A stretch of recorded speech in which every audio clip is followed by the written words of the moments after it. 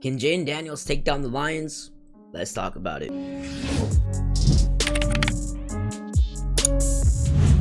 What is going on, everybody? Welcome to the channel. If you are new, welcome. If you are a returning viewer, welcome back. We have some football to talk about. I'm recording this pretty late, early, however you want to talk about it. But today, the Lions and Commanders are facing off. We have two great games today, and both these teams are really good.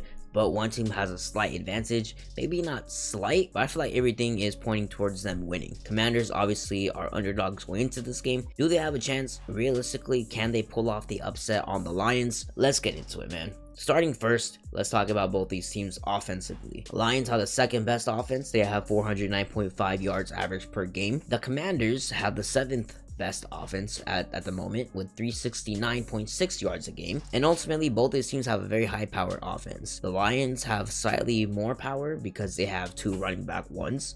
David Montgomery is returning tomorrow. Jahmyr Gibbs is going to be taking more of the load, but we're going to see Montgomery back in action, the Sonic and Knuckles duo.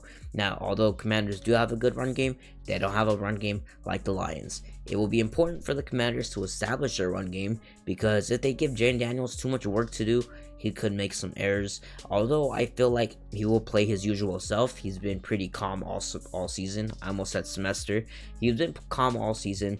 When there's pressure, he steps up to the occasion, and not even pressure in like a pressure sense like off the line. When there's pressure in game, when it's overtime, when it's clutch time, Jaden Daniels always steps up to the plate and delivers. Now, this is obviously going to be a little bit trickier because I do think the Commanders will be able to keep scoring this game, because the Lions are ranked 20th in the overall defense. They allow about 342.4 yards a game, and meanwhile the Commanders are a little bit more up there on defense. They are at 13th with 326.9 yards per game. Average in the playoffs, they have only allowed 284 yards per game, and the Lions have not played yet, so we do not have their playoff stats.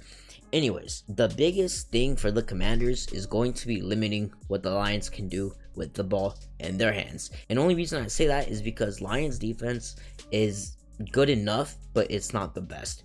Jaden Daniels has played better defenses. He's played very well against them. I really think Jaden Daniels will be able to have a great game tomorrow, and overall the Commanders will do good offensively. Now, the Commanders need to do well on defense. They need to force turnovers. They need to play aggressively, because the Lions have too much firepower to let them get ahead of you. You need to establish dominance early. The Lions, and listen, one thing about the Lions too, they have Dan Campbell. This is going to be a battle of the Dans. This is Dan Campbell versus Dan Quinn. It's two very good, competent coaches, and that makes this matchup even better, because it's not like both teams are good, but one team has a good coach, one team doesn't. Both these teams are good. Both these teams have great coaches. I really respect what the Commanders have been able to do in this short amount of time. I am a Giants fan, but Commanders, I have no hate for it in my heart. I do hate the Cowboys. I do hate the Eagles. But Commanders, Redskins, whatever y'all want to say, y'all are chill with me. I really love Jaden Daniels. I hope he can win, but let's be realistic here. The Lions are going to win. Now, whether it's close or not, I think Jaden and his boys will be able to keep it relatively close for about 3/4 of the game. I think the Lions are going to win by about 7 points, maybe 7 to 10. We will see. But the Lions are monstrous. They are Super Bowl favorites in many people's eyes for a reason. They have came back stronger. They are everything you want in a team. And when the Lions have gone, both these teams, honestly, when they've gone this long without winning anything significant, I think prior to this last Commanders win, their last playoff win was like in 2005, something. I have a computer right in front of me. I can look it up, but it's literally 4 in the morning. I don't feel like looking it up. Commanders are no joke. Lions are no joke. But the thing is, how are you going to stop Jahmyr Gibbs? How are you going to stop David Montgomery when he does get the ball? I really like the Commanders, but Lions can run away with this game very easily. Now, one thing worth noting is that the Lions are second total offense, and the Buccaneers were third. Buccaneers at 399.5 offensive yards average per game. The Commanders held them to 284 yards per game, which is significantly under their average. If their average is 400 and they got held to less than 300, that means clearly the Commanders defense is no joke. Now, they are ranked 13th. Is that the most accurate? Well, you can argue with stats because that's where they are based on all the numbers. but I feel like they are better than what the numbers indicate. They held the third best offense to 100 yards below their average. Now, if they can do something similar like that with the Lions, if they can hold the Lions, who average 409.5 yards a game, to about 300, 280 yards, they have a really good chance. They need to get pressure on Jared Goff. Jared Goff makes stupid mistakes in terrible times at times. He is not the most consistent, although he is in his bag. He is in his bag pretty recently. He does make some nasty throws. He is a good veteran quarterback. But if the Commanders get enough pressure and they scheme things just right, hey man, they could catch him on a bad day and they could make something happen. Also, I just want to point out very quickly, who really would have thought in 2025 Jared Goff will be leading the Lions potentially to a Super Bowl? Like, I don't know about you guys, but Jared Goff on the Rams, I always thought was pretty mid. I had his card in Madden when I was younger. I was like, okay, this is a pretty good card, but Jared Goff's not that good in real life. Now Jared Goff is balling. And look, maybe I am slightly discrediting his career, but I'm just pointing out, if you would have told me 10 years ago, Jared Goff would be leading. And look, Jared Goff hasn't even been playing freaking 10 years. 2016 Rams, okay, almost 10 years.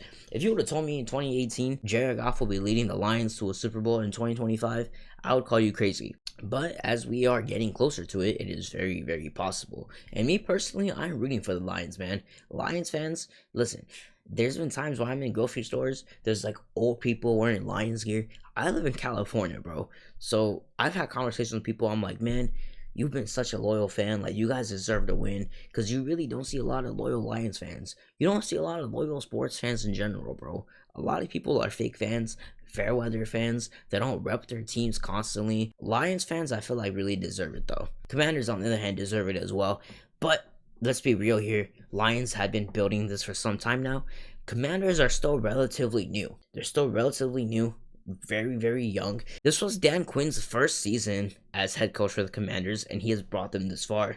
Dan Quinn, Jaden Daniels, perfect coach quarterback combo. I feel like, first off, I just want to say Jaden Daniels is the type of quarterback you really, really want. He's the type of guy that comes in every day. He is not worried about other shit. He's not dramatic. He's not making news headlines. This guy just comes in, works, and goes home, man. This guy is literally just all ball. He's so humble. He's just a grinder, bro. Jaden Daniels is really a baller. Personality-wise, off the field, he's a great guy, man. I know I don't know him personally, but I've seen a lot of posts about him. Jaden Daniels, all my respect to Jaden, man. I know this video is a little bit of a yap fest, but really quickly, I just want to give a couple players to keep an eye out for tomorrow. Clearly, Amon-Ra St. Brown is going to be a huge point for the Commanders to cover.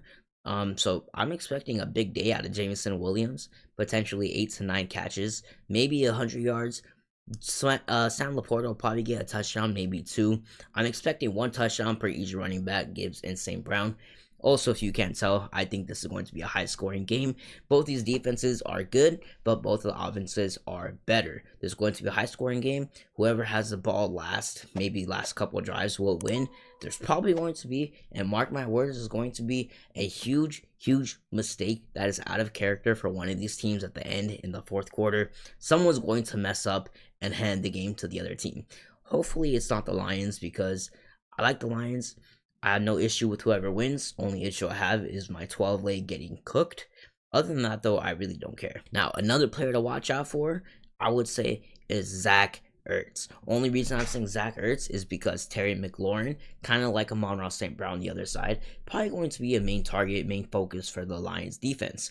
Now, Zach Ertz is still good. He is obviously a little bit up there in age, but Zach Ertz is sneaky good. Jaden Daniels is good at getting the ball to him, and he just overall is a good target. He's reliable. He is open a lot of times, and ultimately what a young rookie quarterback needs is reliable tight end, and that's exactly what Zach Ertz is. Now, to wrap this video up, my final prediction. First off, I just want to say, as a football fan, this game is going to be cinema. This game is going to be absolute cinema. We have this game tomorrow. Today. We have Texans and Chiefs. I'm gonna be very happy watching my football today, man. I'm gonna be watching with my dad. Gonna be chilling. Probably have some of my boys pull up, and it's going to be a good day of football. A nice, good weekend. With that being said, I have the Lions winning, man. Listen, I don't want to bet against Jaden Daniels, and I'm not. The Lions have too much momentum. The Lions have too much firepower. I somewhat doubted them a little bit ago, a few weeks ago, when they were playing the 49ers. I know it was way closer than it should have been, but that's besides the point. This is playoffs. Teams are mentally in a different spot in the playoffs. It is just different. I think the Lions are ready. I think they are finally built to win. The Commanders, they are a good team, but like I said, they are young. Jaden Daniels, rookie year. Dan Quinn, first year coaching, head coach. And ultimately, give them a year, give them two, let them fill in the smaller roles on their team. Let them maybe get some more help at wide receiver for Jaden, because Terry is good, but he's not you know what I mean. He's not a Malik Neighbors, he's not a Jamar Chase, he's not a Jay Jettas. By the way, really quickly, I think it's funny how people hold Justin Jefferson to the same standards as quarterbacks when it comes to winning. People are like, oh, Justin Jefferson didn't win in the playoffs. Like, bro, he's a wide receiver. He's a dependent position. He's not Sam Darnold. So the fact that people are holding Justin Jefferson to this quarterback-like standard of being good and being a winner just proves he's the best wide receiver, because people are holding him to such a high standard. There's no other receiver in the league that gets that criticism for not winning, and it's honestly crazy, and I'm tired of pretending that's not true. He really is undisputed best, man. And I know Triple Crown. I know, okay, I know. They're both minuscule differences, bro. They're both, you're comparing LeBron to Jordan, man. They're both goats. They're both greats, but slight edge. All right, man. I know this video was kind of all over the place. I am a little sleep deprived, but I wanted to turn on the camera and talk about the Lions Commanders. Let me know what you guys think. Who do you guys have winning this game? Can the Commanders pull it off? I wouldn't say it's impossible, but it's not likely. Gotta go with my Lions on this one. Let me know what you guys think down below. Comment either Lions or Commanders. Let me know who you guys got winning the game. If you did enjoy the video, man, be sure to drop a like. If you guys want my wonderful content, go ahead and hit subscribe. Other than that, my name's Noah and I'm out. Peace.